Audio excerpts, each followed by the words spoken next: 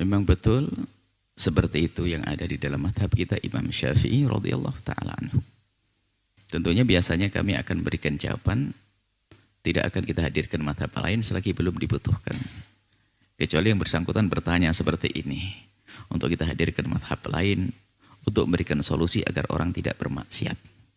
Di dalam madhab kita Imam Syafi'i yang dikukuhkan berarti ada pendapat lain dalam madhab Imam Syafi'i bahwa memang untuk mendapatkan kemurahan bisa meninggalkan sholat Jumat, seseorang itu hendaknya keluar dari rumahnya sebelum subuh tiba.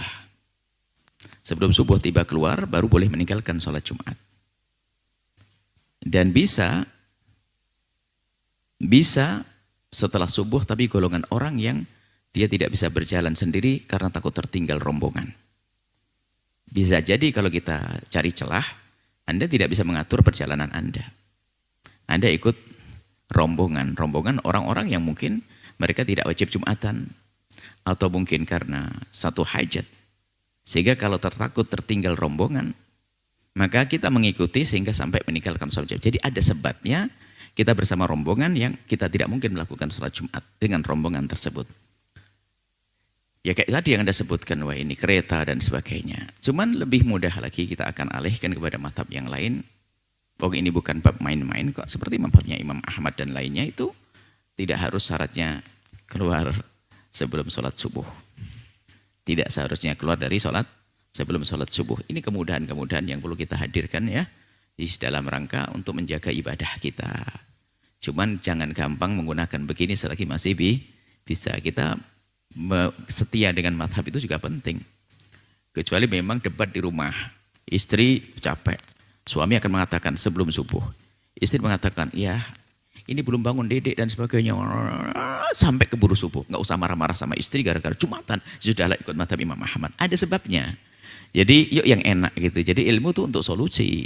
Jadi mungkin Anda seorang laki-laki gampang banget. Istri tuh nyiapin baju Anda, mandiin anak, segala macam sampai telat subuhnya kan. Itu lalunya marah-marah. Gara-gara mama sampai nggak usah marah. Sudahlah ikut mazhab yang lain. Gitu saja. Jadi ini adalah pemahaman untuk kemudahan.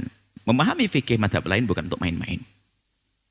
Yang menggunakannya untuk main-main tidak akan sukses beribadahnya karena biasa main-main.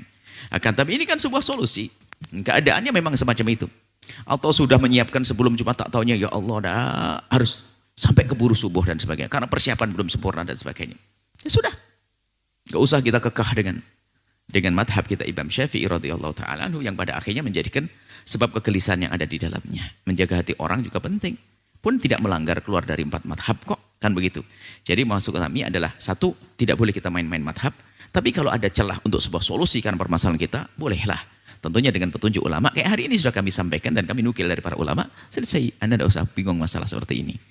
Ya, Anda boleh keluar setelah subuh karena satu hal. Nanti ya sudahlah. Meninggalkan Jumatan. Melakukan sholat duhur. Allah. Termasuk udur. Ini yang harus kita hadirkan dalam rangka memudahkan kita beristiqomah dalam kebaikan. Terus menghindari keributan. Ini gara-gara salah paham bisa ribut loh. Istrinya bisa dimarahi sampai besok. Sampai pulang tuh dimarahi terus. Gara-gara Jumatannya, repot kan? Cari masjid susah kan? Wah ini sudah. Makanya kalau sudah ngaji begini kan enak. Sudah nggak ribut lagi sama istri. Ya sayang, ya Allah. Maafin ayah ya.